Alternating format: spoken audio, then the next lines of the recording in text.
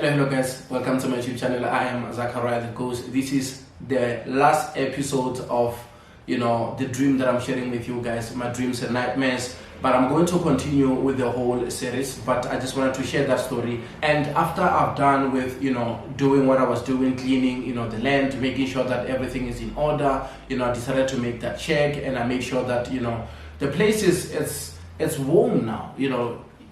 Sometimes it's just one of those things that we compare ourselves with people who inherit stuff, or people who just grow up knowing that they have the roof over their head, and we think when we are prospering in life we can just be on the same level. Sometimes you have to start from the ground level. You have to start by cutting trees, making sure that whatever land that you were left with, you make it a home. So it's perfectly normal. You shouldn't feel ashamed, or you shouldn't feel less of a man because of you starting from the ground level. I started there, and that's the reason why I'm sharing these stories with you. So after I'm done, it was already late, around past 2 to 3. So I went to the taxi rank. When I arrived there, the taxis were not there, and they told me that I can go outside to the bus stop and start hiking. I stopped there, started hiking. All these cars, people were like passing by, they were not even giving me a lift. There comes these two beautiful women from the church in Limpopo, ZCC, of course. They sat down next to me and they started, talking about, when the church is opening. They were like even sharing that, the church will be opening this, February. They were like saying the 19th, if not the 16th of this month. That's what they had. We don't know if that's going to happen, because they were talking about the church and they were excited. So I was the only guy who was standing out there, and I'm busy pointing, trying to, ask for a lift to town. There comes this other, Tez, and the guy had 2 people in there, stopped there, spoke with him. My brother, listen, I am going to Polokwane, and the guy was like saying, no, I'm not going to Polokwane. He was going to the other side of Venda. I'm like, say, okay, that's perfectly fine. You'll drop me to this other filling station called Hobokanang. Then I'm going to hike from there to go to Senova Rwana. It's our small town. It used to be called Bochum. And the guy was like, say, okay, no problem, you can jump in. I went back to grab my bag, and when I just turned, 2 women decided to jump into that, test. And now the space was full.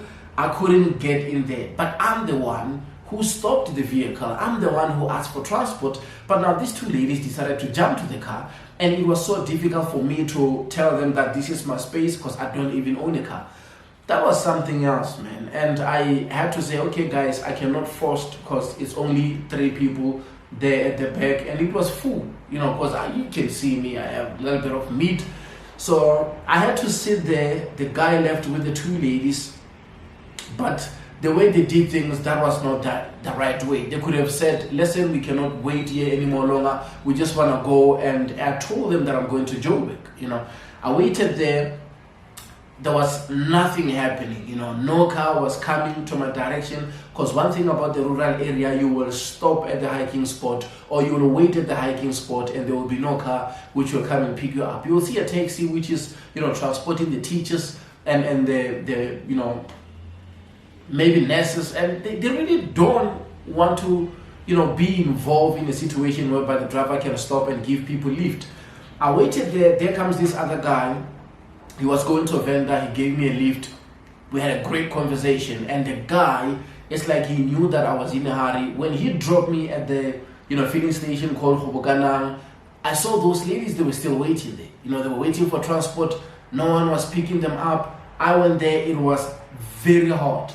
And I realized that I have the umbrella in my bag, because remember when I left Joburg, it was raining. So I took out the umbrella. It's for one person. I'm so sorry. I was like saying, for what these ladies did, I'm going to stand right here alone and put the umbrella. Now they've seen that I was putting the umbrella. They came there. They wanted to stand with me. I was like, it's for one person. I cannot take the umbrella and give it to you. You know what? It's not my fault that they didn't even have the umbrella. So I was waiting there. And I remember there were these other 2 guys who passed, us there, and they went to the filling station, and they decided to come back and give us a lift, because I was the guy holding the umbrella. The 2 ladies were standing next to me, and they had no umbrella. That situation, it was like one of those situations, because everybody was passing there. They were looking like, what type of this guy?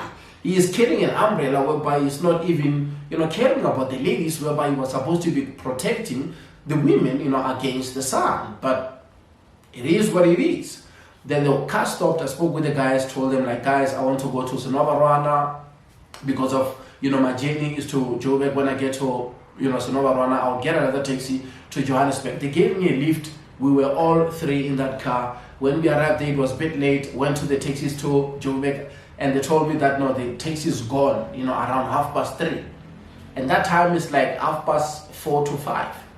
It was just one of those situations. My only option was to go to Polokwane, jump to the Polokwane taxi. From Polokwane, I would go and look for the Johannesburg taxi. Now, guys, it was getting late. We sat in that taxi because I found the only one guy who was sitting there, and I was like, hey, my brother, me, I started, eating, because he was eating, that guy. And I sat with him and was like saying, man, you are the only one who will be opening this taxi. Imagine, how long you're going to sit there. I told him, look, man, I'm very blessed. I'm so lucky. I have this, anointing in me. There are angels who are with me and they are showing me favors. Don't worry, the taxi will be full soon. The guy was like laughing because, we normally don't hear people, bragging or people telling you about who they are and how they believe that God is on their side. The taxi started to, have more people in there, and the guy later, he was like saying, man, I'm still thinking about what you told me when you said, that you are highly blessed, that you have this anointing and angels are with you. I'm like, no, I know myself. The taxi will be full. We are going to go. Around 6, that's when we realized that now we need about 2 people. It's late. People who were working in those shops, maybe we thought they will come and help us so that the taxi can be full, and the taxi couldn't go while it's half, or maybe there is remaining seats which were supposed to be occupied by people. I remember the driver showed up and there was only 2 people who were left to fill the taxi, and I spoke with the driver. I'm like saying, it's only 2 people and we are late, and the driver was like saying, only if you can pay for those people, those seats, we can go. I don't have a problem, I can go. While we are busy talking, one guy showed up. Then we were left with 1 seat, and we started talking about maybe if we can contribute 2 rand or 5 rands, we can pay for that extra seat. No one didn't want to do that. I decided to tell the driver, look, let's go, I'm gonna pay for it. And he was like saying, okay, if you're going to pay for it, no problem, but if we find somebody who will be hiking alongside the way, we are going to take that person and the money will come back to you.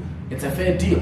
And the driver, what he did, guys, driving all the way from Sinobarwana to Polokwane, and I was so impressed. And he even said, guys, you just quiet. You're not even, trying to warn me for how fast I'm driving, the speed, and I was like, no, we were happy with how you're driving, because there are people who can be, driving fast, but, they cannot contain that car, they cannot control it. The car will be all over the place. But although you were speeding, your car was always under control. That's the reason why we didn't even complain. We arrived at Polokwane. It was late, man, maybe 7:15, if not 7:30 at night. Went there to taxis where I can get them to Joburg. When I arrived there, they told me that no, the taxis are finished. You cannot get a taxi by this time. You were supposed to be here maybe 6:30, maybe, if the guy, I think that's what he said. Now, they showed me this other guy who was standing next to, a white car, nice car. You can see those guys with the big stomach is wearing white, t-shirt. And he told me, Awara, you are late. You're not gonna make it. Just find a place where you can go and sleep. Then you will take a taxi tomorrow. I was like saying, I came all the way from the rural area. I am not planning to sleep here in town. I have to go to Johannesburg. He said, okay, then go to hiking spot. Oof, and it's a distance walking from the taxi rank to hiking spot. I was wearing this, t-shirt. I was wearing a white short, white sneakers, carrying a bag. It was clear that I was leaving town. I was a target for everyone, and we all know how people are dangerous, especially in Polokwane. There are these type of boys who are, robbing people and doing these crazy things that we cannot talk about. So he told me that, have you ever been at hiking spot? I said, yeah, but it's been a long time, and I went there during the day. So I don't hike in most cases. If I'm using a public transport, I always use a taxi. So the guy was like saying, just go to hiking spot. And while I was busy walking, you can hear people saying, oh, this guy's taking chances. He's just walking at night, because now it's getting late, because it's about, it's somewhere around from 7:30 to maybe to 8. I'm walking alone. And you can feel the tension. Even if when I'm walking, I'm like saying, I shouldn't, walk longer without looking back to see if there is someone who's following me. And I shouldn't keep looking back, so that I can show everybody that I'm afraid. It was just the balancing of, the timing of saying, should I look back? Shouldn't I look back? Are those guys following me? Are they too far? Are they closer? Should I start running? All those type of stuff, they are all in my head. While I'm busy walking, I just had, somebody hooting from behind, beep, beep, with the car. And I was just looking back, and it's the same guy who was in the taxi rank who told me that I should go to hiking spot. And he was like, Warra, let me just take you there, because I see that, you are walking and you want to make sure that you go to the hiking spot. Before these other guys start robbing you, because you guys, you are our bosses. You guys, you are the one who make sure that the taxi industry can keep running. If you guys keep coming to support the business, that means we will have something, to eat. The guy gave me a lift from there to the garage. I think it's a Shell garage when you go into hiking spot. When we arrive there, remember, this guy is well known, for taxis, and there is always a problem between, the taxi owners, taxi drivers, and also people who are, at the hiking spot. But when he arrived there, those guys were not making noise. That's when he told them that, guys, look, I have a customer for you, and this person is going to Johannesburg. And I was so excited, man, for what he did. When somebody do something out of their heart, it's always a good thing. I remember when I gave the guy $20, it was like saying, no, man, I'm not even expecting that. I'm like saying, no, I'm giving you out of the good heart, simply because of you decided to give me a lift. I don't know what could have happened to me. You just saved my life, man. You just saved my life. And he was excited. He was like saying, no, I just thought about it when I was watching you walking, that you might be, a target for these boys. Let me just give you a lift, and that was something that, when sometimes you are blessed, or you are lucky, or you have that spiritual anointing in you, things just do happen. People just feel for you. People just show up and help you, out of nowhere. And for him to help me with that, it was great. And when we arrived there, those guys were very excited, because I remember when they said, do you see that, Opel Cosa is going to Johannesburg, and there was a space for one person. When I got there, I found out that there were two guys who were electricians, and there was the other lady who had a child, and also the driver. And I sat there with them, and I had a space there at the back, and it was just one of those, and not knowing that the guy didn't service the car. Because I was fortunate, because I got this last car and it's going to Johannesburg, and there was a space reserved for me. I came at the right time. So now it was just a trip from here, from Limpopo to Johannesburg. But the guy was driving 100, and he was sometimes driving 80, because of now he had a problem of the wheel alignment, and also his fin belt was giving him a problem, so he couldn't drive faster. Guys, I arrived to Johannesburg around 1 o'clock early in the morning, because we had to go to Sunnyside to drop those two guys, because they said they're electricians, they're working, for the same company, or they're working at the same company. And I remember when the guy was like saying, guys, don't do what I cannot talk about. I'm just here with my wife and child, and I want to trust you guys. That's when he started asking us, who are we? Where are we going? What kind of a job are we doing in Gauteng? That's when, I heard that those guys were electricians, and they're from Pretoria. They were going to Sunnyside. So we had to go and drop them. And from thereafter, it was just me and him with, his wife and child, and, the atmosphere, it was so great, because even that woman, because I was sitting next to her, she was in the middle. One guy who's an electrician was sitting on, my left-hand side, the lady was in the middle, and I was sitting on the right-hand side, behind the driver. And the other guy, who is the friend to the electrician guy, also was sitting on the front seat. But the woman, I don't know how, she just felt like it's okay for her to put the child in between us. Like, the child's head was like sleeping on my thighs, like we were like a nice bed for that child to sleep on. And that really shows that you can meet people for the first time, but the energy, they just feel like you are one of them. for her to say she cannot just hold her child like this, because the child, I think maybe he was like 7 or 8, but she decided to say, you know what, you will just sleep here. And I was like, one of them, I just gelled so well. And that's one thing that I picked out of that journey, that having a good heart, being good with people, it's a great thing. And after we dropped those people, the car started giving us a problem. From Pretoria to Joburg, it was just worse. I think we took about 2 hours, that trip, because we had to go and stop and try to check what was going on. It felt like, that wheel alignment, the tires were having a problem because the car was just moving from lane to lane and the guy is driving 100. Thank God, man, we made it. Thank God we made it, because it wasn't easy. And the way he was controlling it, even if when he was switching from another lane to another lane, it was just pure blessing and luck that, we were not even involved. I remember in an accident, I remember when he said, imagine if it was doing like this and the other cars were like coming with a high speed. There was no way we were going to, avoid the accident. And remember, we were just driving the Opel Corsa, and yeah, man. When we arrived because we passed College Drive, because I spoke with my girlfriend so that she can come and pick me up. And she said, we should meet her at, Engine Garage at Killarney, because I was telling her about College Drive. And thank God, because if I got off at College Drive, they were supposed to be stuck alone, because the guy can drive, but he doesn't know how to fix a car. We got stuck, between the off-ramp of College Drive and also Glenhof. But, the fin belt was giving us a problem. I remember when we parked there, the breakdown showed up. The guy was like telling us that this is easy to, to change if you have a spare one. Lucky good enough, our driver had a spare, fin belt, and he was like this. Unfortunately, I don't have the tools, this and that. And I started asking him, you are the mechanic. Why don't you just exchange it for us and you will tell us how much is it?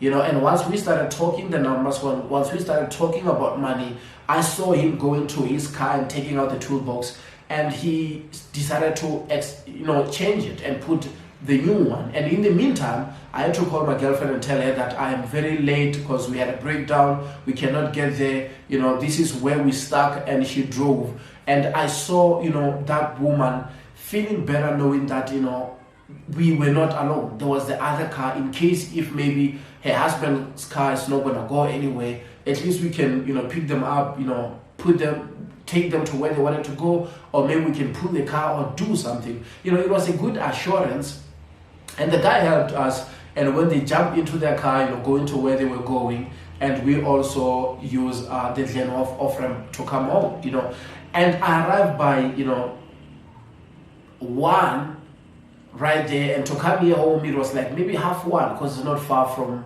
that place to where we are staying. So I had that kind of a trip, guys, and it was just one of those, And I speak about this because of now. I remember when the guy, the driver, when he took my numbers and he said, let me get your number phone so that I can text you if I have a breakdown, or I can call you if we arrive safely, just to let you know, because I was the type of a guy who said, I cannot just leave them, because of I arrive at home. I can call my girlfriend, she can come and park there, but it's unhuman for me to say, okay, I arrive, I can take my bag, and we are driving, leaving him with his wife and child, not knowing if they will be safe. But if there is 2 cars there, even people who are passing there, they will know that, okay, the person is not alone and they were safe. So that's why he took, the number phones. I remember we had to put money together so that we can pay the guy who was there. And the guy who was there with the breakdown, he's just white. And the way he spoke with us, man, and the way he helped us, I'm grateful, because in most cases we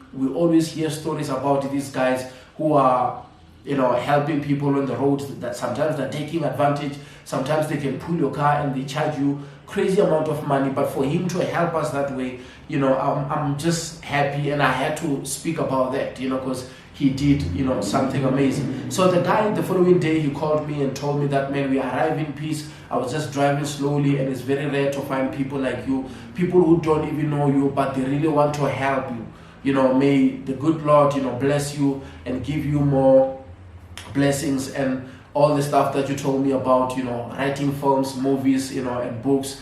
May, you know, all your work be, you know, blessed, you know. And I was just humbled. I was just humbled because I was just at the space whereby I could help.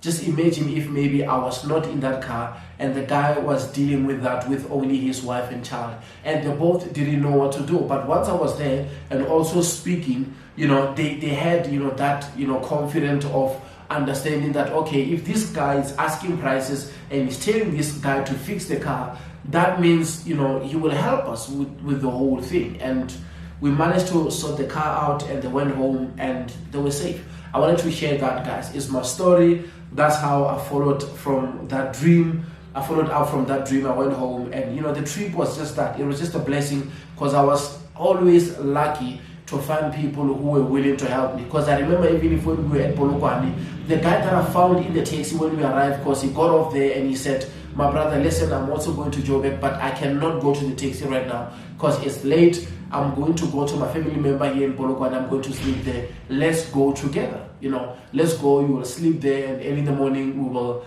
you know, continue with our trip together. And I was like, saying, no, you know, thanks, you know, for your kindness, but I have to continue with the trip. And I managed to get back to Johannesburg in peace. And God is amazing. God is something else. And guys, I wanted to share that with you guys, because sometimes, you know, sharing is caring, and we must always remind ourselves that, you know, Rome must not build in 1 year. So in most cases, I see we compare ourselves a lot with people who inherited stuff, people who grow up in families whereby they had their own bedrooms, they have everything that they need. Even if when they start working, they just upgrade the cars that their parents bought for them. If you know that you are the type of a person who must start from the scratch to cut trees so that you can build a house, don't be afraid to start from there. And the shed that I made there at home, I'm super excited, because even if when I'm buying bag of cement and stuff, I'm going to put those things in there and lock them in there. I'm not going to take stuff to my grandmother's house, you know, so that the day I'm going to build it, I have to go back and take those stuff and put them to my mom's house. But, you know, I'm super excited because I followed up and I did something great for my mom, and I think she is proud wherever she is, because she understands that my son is doing everything in his power to make sure that he still listen, he respect, and he follow my command, and he's doing what, you know, I tell him to do. Because remember, guys, you know, our ancestors, they were here on earth, they know the struggle, they know what we're dealing with, and without God we are nothing. Because there is this big thing of the difference between ancestors and angels. They are all the same. You know, I don't really think, you know, if I'm black like this, there will be an Indian ancestor or angel who will come to me and tell me stuff. I believe in people that I know, people who are in my family generation, who are my family members, who are no longer on earth. When they show up and they give me messages, and I follow up on that because I know them, they know my language, they know the struggle, and they know the family tree and how we are doing things. Rather than, you know, how we have been shown on TV, whereby we see a white man coming from somewhere with wings and they said that's how angels looks like. I think angels looks like, you know, you. And that's it. And I appreciate you guys showing me love and support. Thank you.